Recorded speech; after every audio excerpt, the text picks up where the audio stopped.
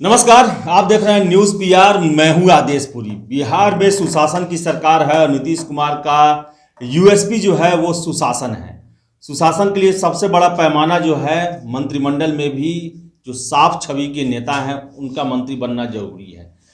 कल नीतीश कुमार दिल्ली से आते हैं पटना, पत्रकारों ने प्रश्न किया जब उनसे कि आपके कैबिनेट में 18 मंत्री दागी हैं, तो उन पर आता है प्रश्न, उनका जवाब आता है कि अरे मुझे क्या पता, आप ही लोग खोजिए बताइए। उसी को लेकर तेजस्वी यादव ने आज ट्वीट किया है। चलिए ट्वीट आपको पढ़ाते हैं। तेजस्वी यादव का ट्वीट है, बिहार के महान कुर्सीवादी मुख्यमंत्री को पता नहीं है कि उनके मंत्रिमंडल में शामिल 18 मंत्रियों के खिलाफ हत्या, लूट, बलात्कार, यौन शोषण, आर्म्स एक्ट, चोरी, जालसाजी, धोखाधड़ी जैसे गंभीर आपराधिक मामले दर्ज हैं। क्या इतने भोले भाले मुख्यमंत्री कुर्सी पर बने रहने का नैतिक अधिकार है? प्रश्न तो वाजिब है, लेकिन सबसे बड़ा प्रश्न है कि विधानसभा में ही जब 163 विधायक जो है आपराधिक छवि के जाएंगे तो फिर मंत्री बनेगा तो कौन?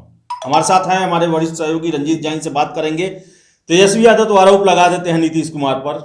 नीतीश कुमार कहते हैं उन्हें पता ही नहीं है, लेकिन प्रश्न मेरा ये है सर कि जब 243 में से 163 लोग आपराधिक छवि के ही रहेंगे तो फिर कैबिनेट कैसे साफ छवि वाला बन सकता है? जंगल में सब भक्षक ही रहेगा तो खरगोश सुरक्षित कैसे रहेगा?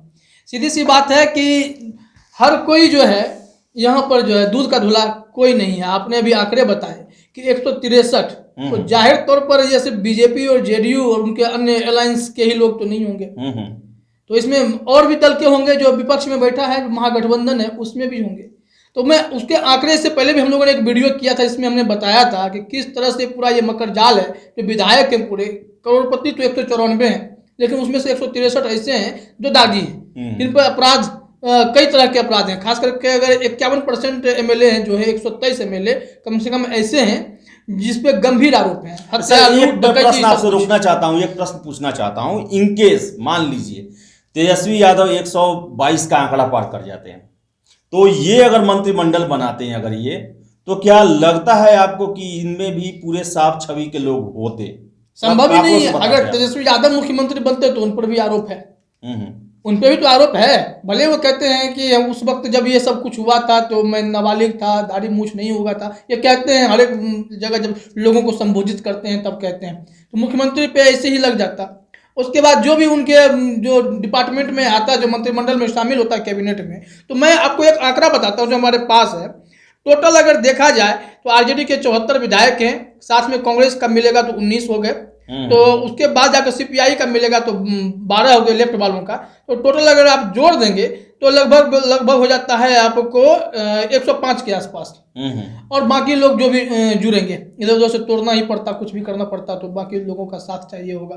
123 मान लेते वो जीत जाते थे, जीत लेते। सहयोग मान लीजिए मिल जाता है आपको, AIM का सहयोग मिल जाता है। उनके 5 दागी हैं, ठीक है। उसके बाद जो आरजेडी के 74 हैं उसमें से 54 विधायक जो है वो दागी हैं। उसके बाद आप कांग्रेस में चले जाए, 19 में से 16 दागी हैं। और जो लेफ्ट वाले हैं जो सबसे शरीफ मजदूरों के मसीहा माने जाते हैं, 12 में से 10 दागी हैं। तो अब इसमें से आप बता दीजिए कि तेजस्वी यादव जी अगर आप मुख्यमंत्री बनेंगे तो आप कितनों को बेदाग रख पाएंगे? तब आप कैसे कह पाएंगे कि भोले भाले मुख्यमंत्री जी को तो पता ही नहीं है कि उनके मंत्रिमंडल में जो है 18 दागी मंत्री हैं।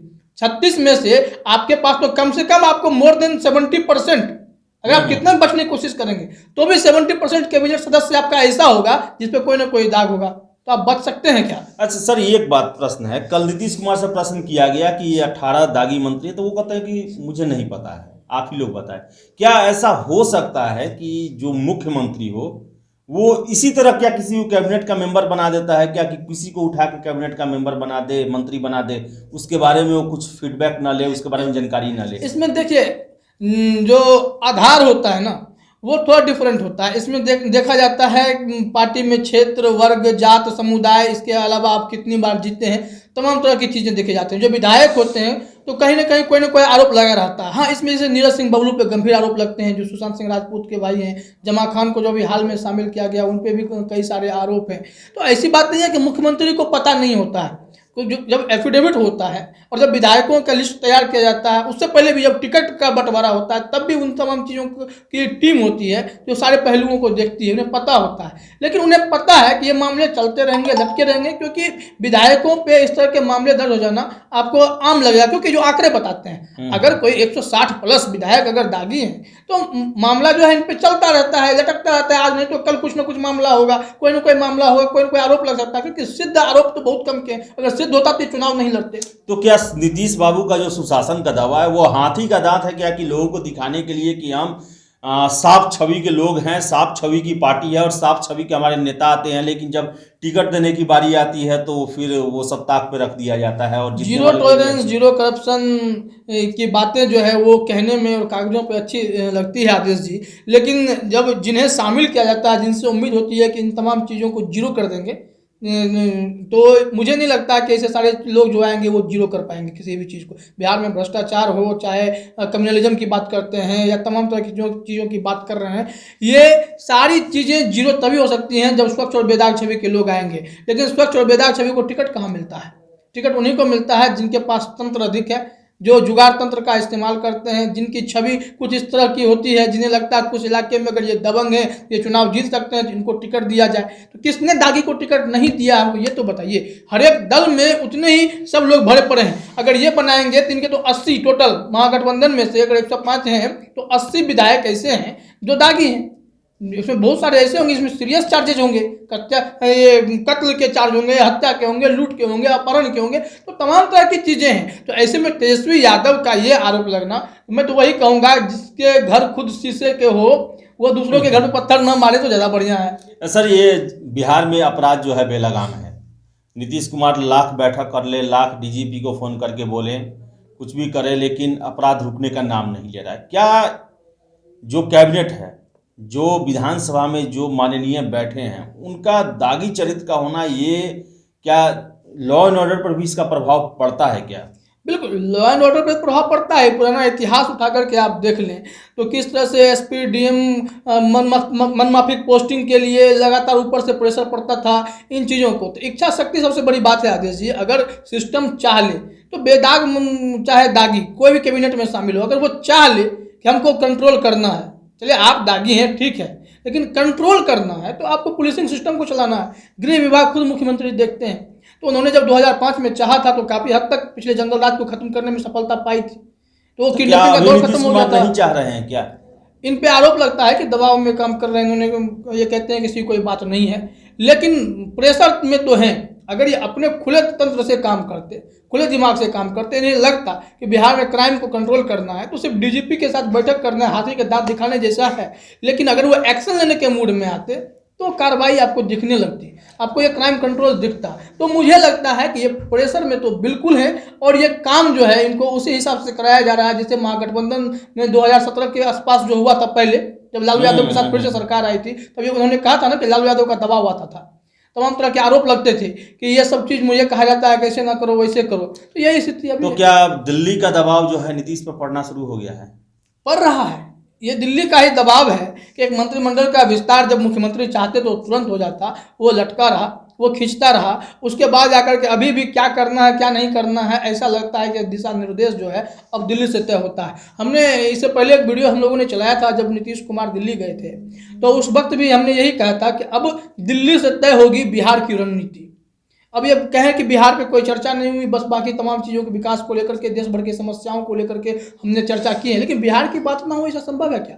दिशा निर्देश तो मिला ही होगा। उन्होंने कहा तमाम लोगों से हमारी मुलाकात हुई है, चाहे अमित शाह हों, चाहे अन्य लोग हों जो बड़े ओहदे पर बैठे हुए हैं वहाँ पे, जिनकी नज़र बिहार पे होती है। तो इन तमाम लोगों से मुलाकात के बाद ही बिहार के मुख्यमंत्री जो है काफ़ी दिशा निर्देश इन्हें भी मिला होगा और उसी हिसाब से ये काम भी करेंगे बिहार आकर। ये ऐसा आरोप लगा रहा है सर कि जैसे बिहार में बेतहाशा अपराध में वृद्धि होती जा रही है, जो डिपार्टमेंट है वो ऐसे ऐसे फरमान निकाल दे रहे हैं, जैसे कि फेसबुक ट्विटर को लेकर हो, सड़क पर वो आप धरना प्रदर्शन को लेकर हो, ये ऐसे फिर से पटना में जो जांच हुआ रुपेश सिंह हत्याकांड पर, आरोप लग रहा है कि नीतीश के हाथ से बिहार का कंट्रोल निकलते जा रहा है। क्या आपको ऐसा लग रहा है कि नीतीश जो है वो एक बालू को अपने मुट्ठी में करना चाहते हैं, वो उनके मुट्ठी में नहीं फिसल जा रहा है? बात तो सही है। और यही तो देखिए ना, ये पूरी कोशिश जो है मुझे क्यों लगता है कि जब से आप भी इस चर्चा में थे, जब देख रहे थे कि कहा जा रहा था कि नीतीश कुमार से गृह विभाग हटा लेना चाहिए, उन्हें गृह विभाग नहीं देना चाहिए, चर्चा होने लगी थी कि शाहनवाज हुसैन को गृह विभाग सौंप दिया जाए या फिर बीजेपी के पाले में किसी एक मंत्री को यह विभाग दिया जाए जो कद्दावर स्टाइल में जो है इस चीज़ों को कंट्रोल करने की कोशिश करे और दिखाए कि बीजेपी के आने से बिहार में जो है लॉ एंड ऑर्डर और क्राइम जो है ये कंट्रोल में आ रहा है, ये व्यवस्था सुचारू रूप से चल रही है। तो ऐसा दबाव बनने लगा था नीतीश कुमार पर, लेकिन नीतीश कुमार किसी भी तरह से इसको मैनेज करने में सफल हुए और गृह विभाग अभी भी अपने पास रखे हुए हैं। लेकिन ये तब तक इनके पास रहेगा और तब तक क्राइम कंट्रोल नहीं होगा जब तक बीजेपी दबाव बनाती रहेगी, क्योंकि बीजेपी का एजेंडा कुछ और है। बीजेपी अब यह दिखाना चाहती है कि अब हमारे हाथ में कंट्रोल है, हम जैसे चाहे बिहार को ऑपरेट कर सकते हैं, मुख्यमंत्री को भी ऑपरेट कर सकते हैं। तो लॉ एंड ऑर्डर को, सिचुएशन को कंट्रोल करने के लिए जो बिगड़ती कानून व्यवस्था है, चाहे क्राइम का ग्राफ जो बढ़ रहा है, उसे संभालने के लिए ये चाहिए ही होगा कि गृह विभाग अब मुख्यमंत्री से हटा करके किसी बीजेपी के नेता को दिया जाए। वो तारकिशोर प्रसाद से नहीं होगा, किसी ऐसे चेहरे को देना पड़ेगा जिनकी अलग अलग छवि है, जो रौबदार होते हैं। तो ऐसे लोगों के हाथ में दिया जाएगा और तब देखिएगा पूरे फ्रीक्वेंट स्टाइल में इसको कंट्रोल करने की कोशिश की जाएगी और एक संदेश बिहार में दिया जाएगा कि बीजेपी अगर चाहे लॉ एंड ऑर्डर को भी कंट्रोल कर सकती है। जिसे शाहनवाज हुसैन अभी बड़े दावे कर रहे हैं कि मैं बिना समुद्र तट के भी उद्योगों का जाल बिछा दूंगा, वही हालत हो जाएगा बिहार में और स्थिति सुधरेगी। ऐसा होगा, इंतजार कीजिए। तो क्या आपको लगता है सर कि वैसा दिन आ सकता है निकट भविष्य में कि बिना दागी वाले विधायक चुन के आए और बिना दागी वाले कैबिनेट बने? आने वाले 10-15 सालों में तो ऐसा नहीं दिखता है। आगे अगर कुछ लोग स्वच्छ छवि के लोग आना शुरू कर दें तो अलग बात है, लेकिन ये मुश्किल चीज़ें हैं। और इसके साथ ही बिगड़ते हुए कानून व्यवस्था पर जहाँ तक बात है, यह भी इतना आसान नहीं होगा कि मुख्यमंत्री अपने हाथ से गृह विभाग को छोड़ दें।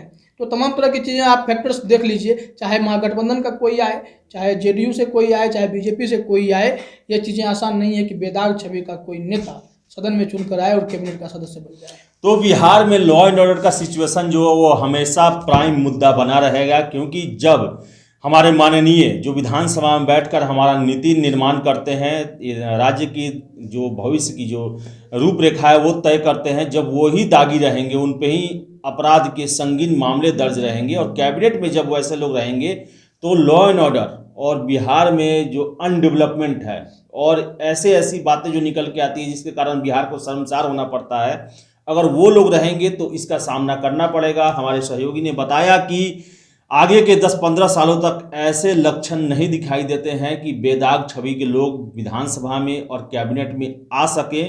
तो आगे भी ऐसी संभावनाएं बनी रहेंगी कि जो हालात अभी चल रहे हैं वो चलते रहेंगे, क्योंकि यहाँ पर दूध का धुला कोई नहीं है, चाहे पक्ष या प्रतिपक्ष। तो फिलहाल इस वीडियो में इतना ही। वीडियो पसंद आए तो लाइक शेयर करें और हमारे चैनल न्यूज़ पीआर को सब्सक्राइब जरूर कर लें। बहुत बहुत धन्यवाद।